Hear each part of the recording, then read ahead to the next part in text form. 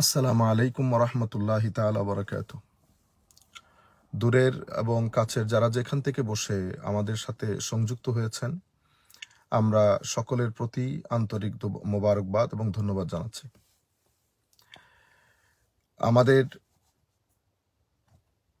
আপনারা জানেন যে আমাদের হার্টের রোগ দিন দিন বেড়ে যাচ্ছে। এটার অনেক কারণ আছে।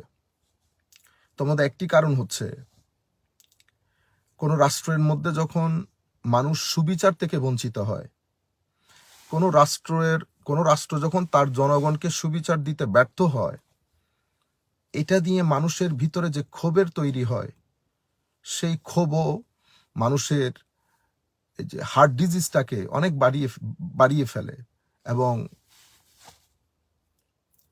হার্ট অ্যাটাকের রেট অনেক বেড়ে যায়। আমি গতকালকে আমার ছেলেদেরকে বেধড়ক পিটানোর দৃশ্যগুলা দেখছিলাম। আমি আসলে কি বলবো, কি চিন্তা করব, আমি ঠিক বুঝে উঠতে পারছি না। মানে হাইব্রিড রেজিম থেকে কি আমরা কখনো মুক্তি পাবো না? ইন্ডেক্স অফ ডেমোক্রেসিকে 3 ভাগে ভাগ করেন ওনারা: ফুল ডেমোক্রেসি, ফ্লুইড ডেমোক্রেসি এবং হাইব্রিড রেজিম। অর্থাৎ ইন্ডেক্স অফ ডেমোক্রেসির দৃষ্টিতে ওনারা পৃথিবীর সমস্ত রাষ্ট্রগুলোকে 3টা ক্যাটাগরিতে ভাগ করে। ফুল ডেমোক্রেসি, যেখানে জনগণের সমান অধিকার নিশ্চিত হয়, মানে মানুষ হিসেবে যতটুকু অধিকার পাওয়ার মানুষ যোগ্য বাই বর্ন, প্রত্যেক অধিকার যখন তার নাগরিকের ধারগোড়ায় পৌঁছিয়ে দেওয়া হয়। আরো অনেক কথাবার্তা আছে, আমি আপনাদেরকে খুব ব্রিফলি বলছি। তখন এটাকে ফুল ডেমোক্রেটিক কান্ট্রি বলে, যেখানে আইনের চোখে সবাই সমান। তো ফুল ডেমোক্রেসিতে প্রায় 10টা-12টার মতো বোধহয় রাষ্ট্র আছে পৃথিবীতে। এরপরে ফ্লুইড ডেমোক্রেসি, মানে এটাকে বলে ডিফেক্টিভ ডেমোক্রেসি। ডিফেক্টিভ ডেমোক্রেসির মধ্যে ওখানেও আইন শৃঙ্খলা, অধিকার, মানবাধিকার ওগুলা থাকে, কিন্তু পুরা প্রসেসের মধ্যে কিছুটা ডিফেক্ট থাকে, সর্দি কাশি থাকে। সর্দি কাশি থাকার কারণে কোনো অ্যান্টিবায়োটিক লাগে না, জাস্ট সর্দি কাশি। এই সর্দি কাশি থাকার কারণে এটাকে ডিফেক্টিভ ডেমোক্রেসি বলে। যেমন আমাদের আমেরিকার ডেমোক্রেসিকেও ডিফেক্টিভ ডেমোক্রেসি বলে। এরপরে আরেকটা আছে হাইব্রিড রেজিম। হাইব্রিড রেজিম হচ্ছে, এটা অনেকটা আমার পরিভাষায় ডিকটেটোরিয়াল, মানে আপনি ডেমোক্রেটিক ডিকটেটরশিপ দেশ বলতে পারেন। ডেমোক্রেটিক কেন বলছি? কারণ ওখানে মানুষের চোখে মানুষকে ধোঁকা দেওয়ার জন্য নির্বাচন একটা খেলা হয়, গণতন্ত্র একটা খেলা হয়, তারপরে আইনের সুষ্ঠু প্রয়োগ একটা খেলা হয়। ইনফ্যাক্ট এটা খেলা, এখানে সকল জায়গায় একটা বৈষম্য বিরাজ করে। এখানে কোনো আসলে নির্বাচন হয় না, এখানে নির্বাচনের খেলা হয়, টাকা পয়সা অপচয় হয়। ইনফ্যাক্ট এটা আগ থেকে ডিসাইডেড থাকে কে আসবে কে যাবে, এবং এখানে আইনের সুষ্ঠু প্রয়োগ থাকে না। আরো অনেক কথা আছে, এখানে করাপশন হয়, এখানে ইনফ্যাক্ট মোনার্কিয়াল রুল হয়, অর্থাৎ রাজা, আমরা যাকে নির্বাচন করি, ইনফ্যাক্ট নির্বাচন না, উনি রাজা হন, আমি আরেকজনের প্রজা হিসেবে থাকতে হয়। এটাকে আরো অনেক কিছু আছে হাইব্রিড রেজিমের মধ্যে। এখানে আইনের প্রয়োগ থাকে না, মানুষ তার অধিকার থেকে বঞ্চিত হয়, মানুষ কোর্টে ঘুরতে ঘুরতে তার জুতার তলা ক্ষয় হয়ে যায়, কিন্তু আইন নিশ্চিত হয় না। হাইব্রিড রেজিমের একটা বড় বিষয় হচ্ছে, রইসরা হত্যা হয়, খুব অমানবিকভাবে হত্যা হয়। রইসদের হত্যাকাণ্ডটা খুব অমানবিক হয়। হত্যাকারীরা কোর্টে থানায় একেবারে সিনা ফুলিয়ে আসা যাওয়া করবে, কিন্তু কোর্ট বা আইন শৃঙ্খলা যারা রক্ষা করেন, যাদের হাতে এই গুরু দায়িত্ব ন্যস্ত, তারা রইসদেরকে কোনো ধরনের প্রটেকশন দেওয়া তো দূরের কথা, রইসদেরকে কোনো ধরনের আইনি সহায়তা করে না। এটা হচ্ছে হাইব্রিড রেজিমের অন্যতম ক্যারেক্টারিস্টিক। হাইব্রিড রেজিমের ক্যারেক্টারিস্টিক্স হচ্ছে, যখন কোনো হত্যাকাণ্ডের বিচার চাওয়ার জন্য লাখো জনতাকে রাস্তায় নামতে হয়, আবার রাস্তায় নামার পরে আইন শৃঙ্খলা পরিস্থিতি যারা রক্ষা করেন, আমি সকলকে বলছি না, সকল কখনো এক ধরনের হয় না, কিন্তু এখানে অনেক ভালো মানুষ আছে নিঃসন্দেহে। আমার বড় জ্যাঠাও পুলিশ কর্মকর্তা ছিলেন এক সময়কালে, সুতরাং আমি চিনি এখানে অনেক ভালো মানুষ আছে, কিন্তু এই ভালো মানুষদের কোনো আসলে মানে প্রভাব নাই। মেইনলি আপনি যখন এই রইস হত্যাকাণ্ড বা এই ধরনের হত্যাকাণ্ডের বিচারের দাবিতে রাস্তায় নামবেন, যারা আমাদের আইনের রক্ষক, আইন রক্ষা করে, তারাই আপনাকে আবার বেধড়ক পিটিয়ে, কাদের সাহায্যে? যারা রইসদেরকে হত্যা করে তাদের সাহায্যে আপনাদেরকে পিটিয়ে ঘর দড়িয়ে দেবে, অসম্মান করবে, লাঞ্ছিত করবে, মিসবিহেভ করবে। এগুলা হচ্ছে হাইব্রিড রেজিমের অনেক বৈশিষ্ট্যগুলোর মধ্যে একটা বৈশিষ্ট্য। হাইব্রিড রেজিমের মধ্যে শিক্ষার কোয়ালিটি কখনো বাড়বে না। হাইব্রিড রেজিমের মধ্যে মানবাধিকার নিশ্চিত হবে না। হাইব্রিড রেজিমের মধ্যে দুর্বলতর হবে, শক্তিধর মানুষ আরো শক্তি পাবে। এগুলো হাইব্রিড রেজিমের বৈশিষ্ট্য। এবং আনফরচুনেটলি এই হাইব্রিড রেজিমের একটা দীর্ঘ লিস্ট আছে।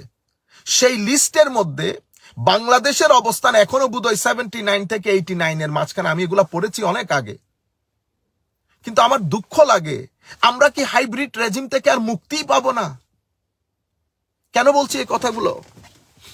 রইসকে মারা হলো, রইসউদ্দিনকে কেন মেরেছে, কি কারণে মারা হয়েছে, বিষয়গুলো স্পষ্ট।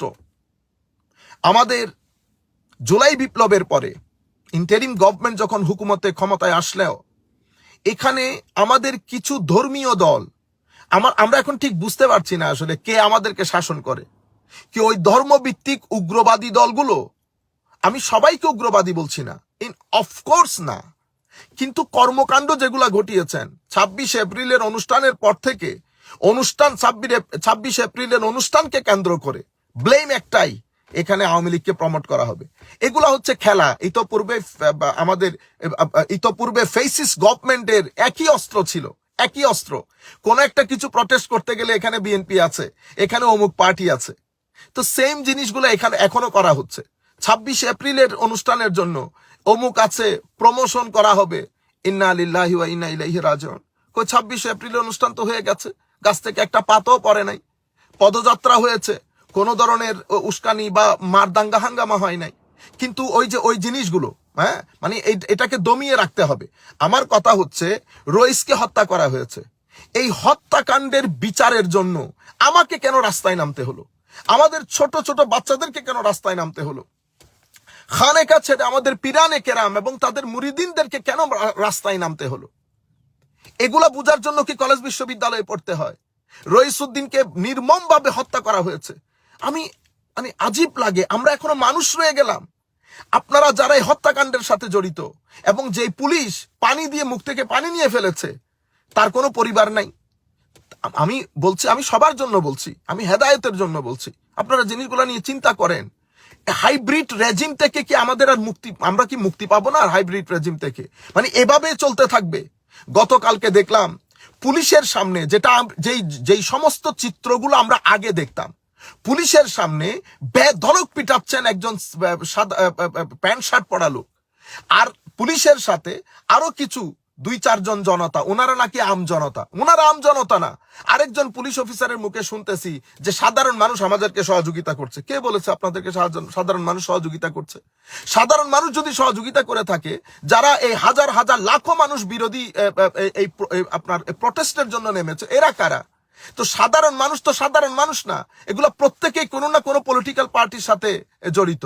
আপনারা যদি এই কাজগুলো কন্টিনিউ করেন, তাহলে জুলাই বিপ্লব তো আমরা মনে করছি এটা প্ল্যান করে জুলাই বিপ্লবের যেই চেতনা, জুলাই বিপ্লবের যেই ফলাফল, সেটা যেন মানুষের দ্বারগোড়ায় পৌঁছাইতে না পারে, এটার বিরুদ্ধে কাজ হচ্ছে। কথা তো এগুলো আসতে পারে। আমরা তো এই ঘটনা, ইতোপূর্বে বাংলাদেশে কেয়ারটেকার গভর্নমেন্ট ছিল, কেয়ারটেকার গভর্নমেন্টের সময় তো আমরা এই ঘটনাগুলো দেখি নাই।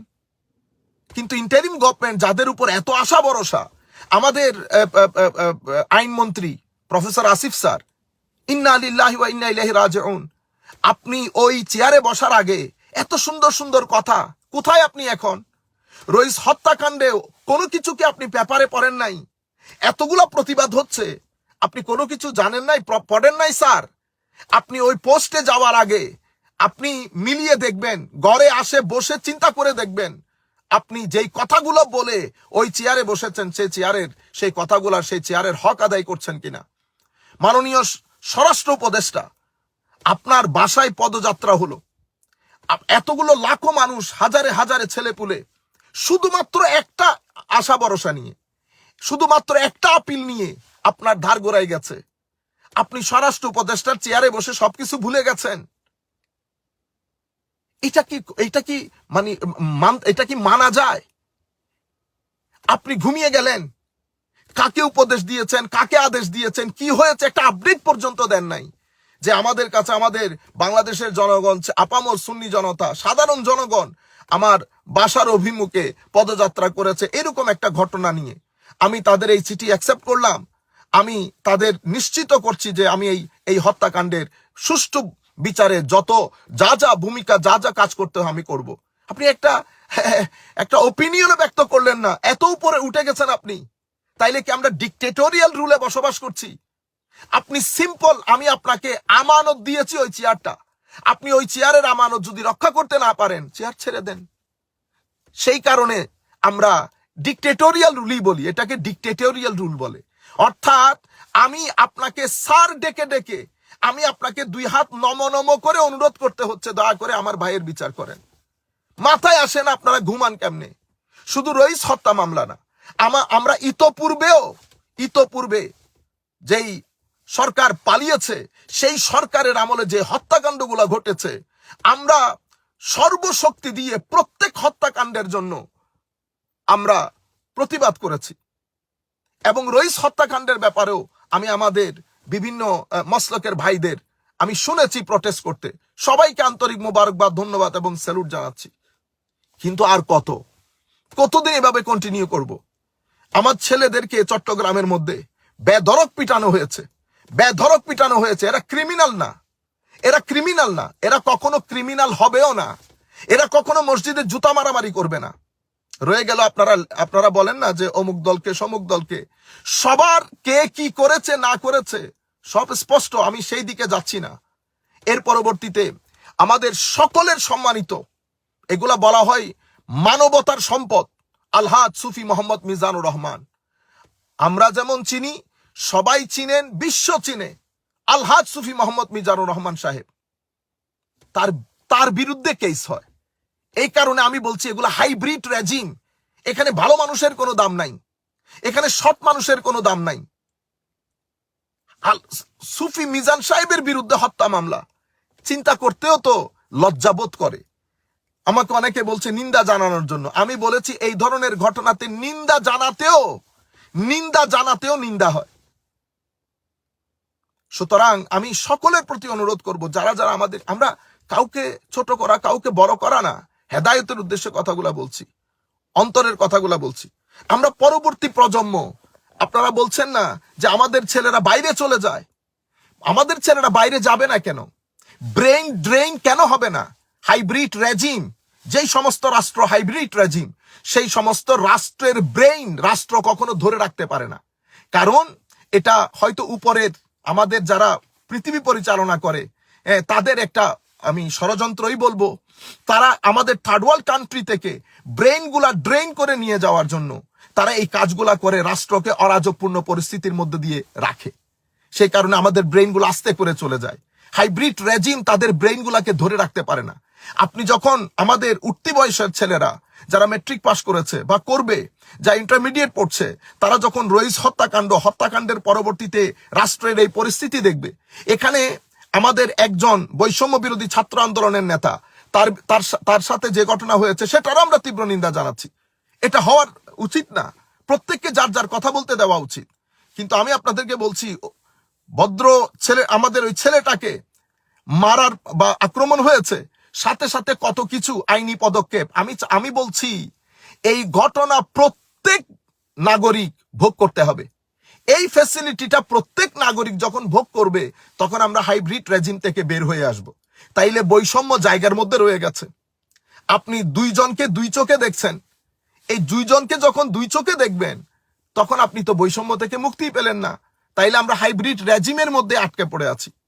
সুতরাং আমি সংশ্লিষ্ট সকলের প্রতি এবং বাংলাদেশের সুফি ঘরানার যারা ছেলেপুলে আছেন, আপনারা ফ্রাস্ট্রেটেড হবেন না, ডিসহার্টন হবেন না। আমরা সৎ ভালো মানুষ, শান্তিপ্রিয় ছিলাম, আছি, থাকবো। ঐক্যবদ্ধ থাকবেন।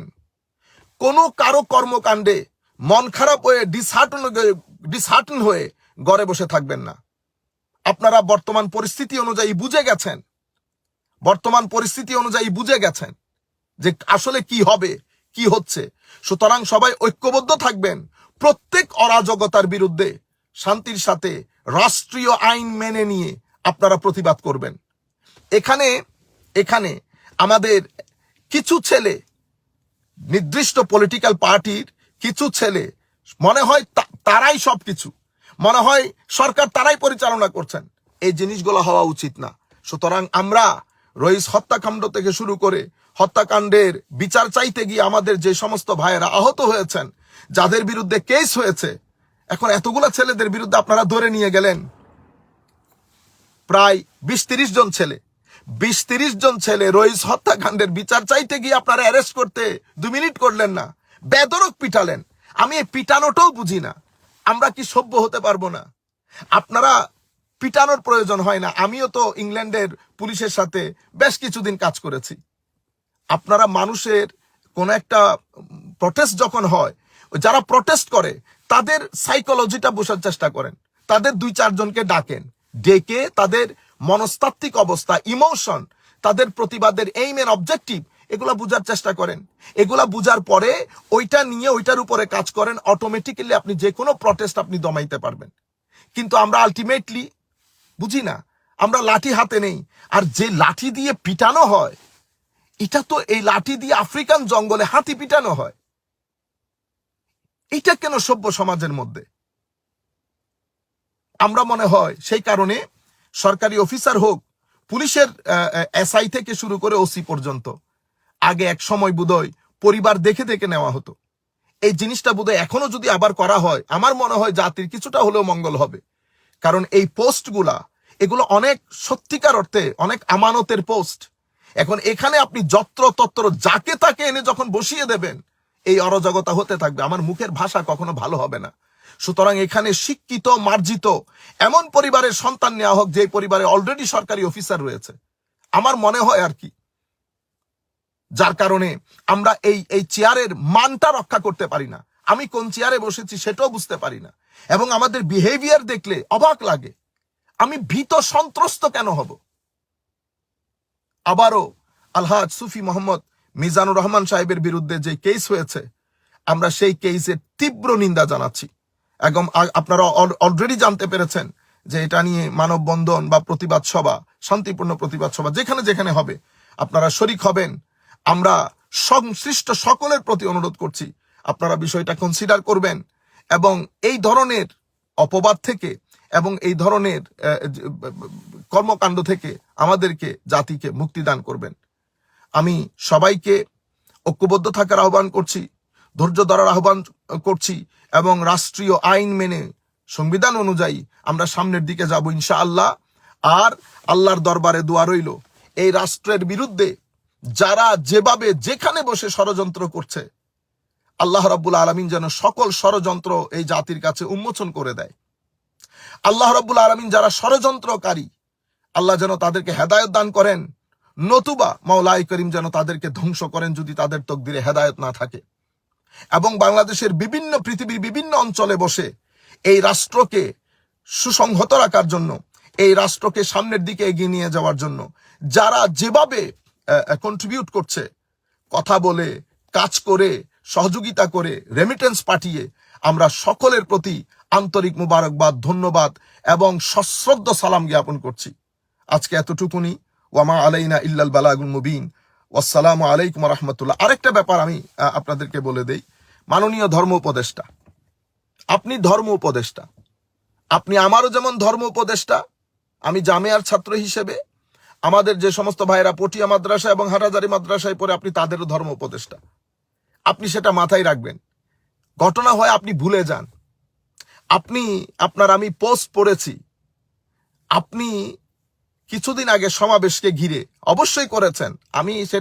আমি বলছি না যে অসমীচীন হয়েছে, অবশ্যই করবেন। বড় সমাবেশ হচ্ছে রাষ্ট্রের সার্বভৌমত্বকে রক্ষা করার জন্য। আপনি মাননীয় উপদেষ্টা হিসেবে বলেছেন সবাইকে, সমাবেশে যারা আসবে তাদেরকে সহযোগিতা করার জন্য। আমরা সেটাকে অ্যাপ্রিসিয়েট করি। আপনার মুখ দিয়ে রইস হত্যা মামলা নিয়ে একটা কথাও বের হলো না। 26 এপ্রিলের অনুষ্ঠান নিয়ে আপনার ভিতরে, আপনার মুখ দিয়ে একটা কথা বের হলো না। কেন? আপনি কেন এক দলের হয়ে গেলেন? আপনি তো এক দলের হলে আপনার ওই চেয়ার ছেড়ে দেওয়া উচিত, কারণ ওই চেয়ার তো রাষ্ট্রের।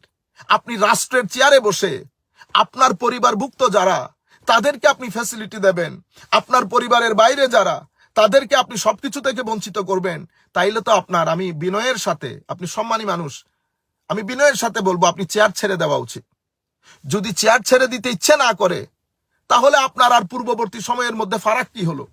পূর্ববর্তী সময়ের লোকগুলো এভাবে এভাবে জগদ্দল পাথরের মতো পরিবারতন্ত্রকে বজায় রাখতে গিয়ে একই ঘটনা ঘটেছে। সুতরাং আমি আপনাকে বলবো যে আপনার এই কর্মকাণ্ডের জন্য আমার মনে হচ্ছে কেন যেন একটা সরি বলা উচিত আপনার। আপনি চরম ভুল করেছেন। যারা আপনাকে উপদেশ দেয়, হয়তো তারা আপনাকে পারফেক্ট মেসেজটা পৌঁছাইতে পারে নাই বা আপনাকে মিসগাইড করেছে। আরেকটা বিষয় হচ্ছে, আমি বলতে কোনো দ্বিধা নাই, বাংলাদেশের সকল রাজনৈতিক দল গতকালকে রইস হত্যা, চট্টগ্রামে যখন রইস হত্যা মামলা প্রটেস্ট হচ্ছিল, একটা ছেলেকে নিয়ে যাওয়া হচ্ছে টেনে হিসড়ে, আরেকজন বলছে তাকে ছেড়ে না দিতে। উনিও নাকি বাংলাদেশের একটা, আমি কোনো রাজনৈতিক দলের নাম নেব না, আমি শুধু প্রত্যেক রাজনৈতিক দলের যারা প্রথম সারির নেতৃত্ব আছেন তাদেরকে আপনার বলছি, বিনয়ের সাথে বলছি, 26-এর জনসমাবেশ আপনারা দেখেছেন, এটা আমাদের টোটাল উপস্থিতির মাত্র 50% হয়তো আপনারা জানতে পেরেছেন।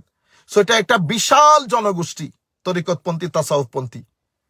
আপনারা যদি ভোটের রাজনীতিতে কিছু একটা করতে চান, তাহলে যারা মাঠে নেমেছে তাদের সাথে সদ্ব্যবহার করেন।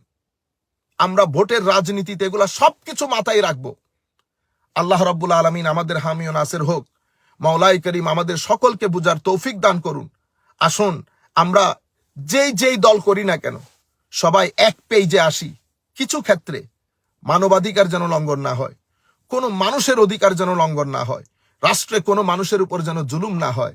মনে রাখবেন, জুলুম করলে কেউ পার পায় না। যেভাবে ফেরাউন পার পায় না, ইয়াজিদ পার পায় নাই, কেউ পার পায় না। এবং গত সরকার তো আপনাদের চোখের সামনে স্পষ্ট প্রমাণ। সুতরাং আমি আপনাদেরকে বলবো, একই ঘটনা পুনরাবৃত্তি করবেন না। এবং বৈষম্য বিরোধী ছাত্র আন্দোলনে যারা নেতৃত্ব দিয়েছেন, আপনাদেরকেও ধন্যবাদ জানাই। অনেক পরে হলেও, এটা অনেক আগে হওয়া উচিত ছিল, অনেক পরে হলেও আপনারা এই রইস হত্যা মামলার বিরুদ্ধে এবং বাংলাদেশে যে প্রটেস্ট হচ্ছে সেই প্রটেস্টের পক্ষে আপনারা মতামত দিয়েছেন। ধন্যবাদ সবাইকে। আল্লাহ রাব্বুল আলামিন সবাইকে ভালো রাখুক। আল্লাহ রাব্বুল আলামিন বাংলাদেশকে শকুনের দৃষ্টি থেকে আল্লাহ হেফাজত করুক। যারা দেশে বসে বিভিন্ন দেশে বসে বাংলাদেশে অরাজকপূর্ণ পরিস্থিতি সৃষ্টি করার জন্য চেষ্টা করছেন, আল্লাহ তাদেরকেও আমাদেরকে রক্ষা করুন। বহির্বিশ্বের এই সমস্ত ফিতনাবাজ শক্তি থেকেও আল্লাহ আমাদের এই জাতিকে রক্ষা করুন। ওয়া মা আলাইনা ইল্লাল বালাগুল মুবিন। আসসালামু আলাইকুম ওয়া রাহমাতুল্লাহি তাআলা ওয়া বারাকাতুহু।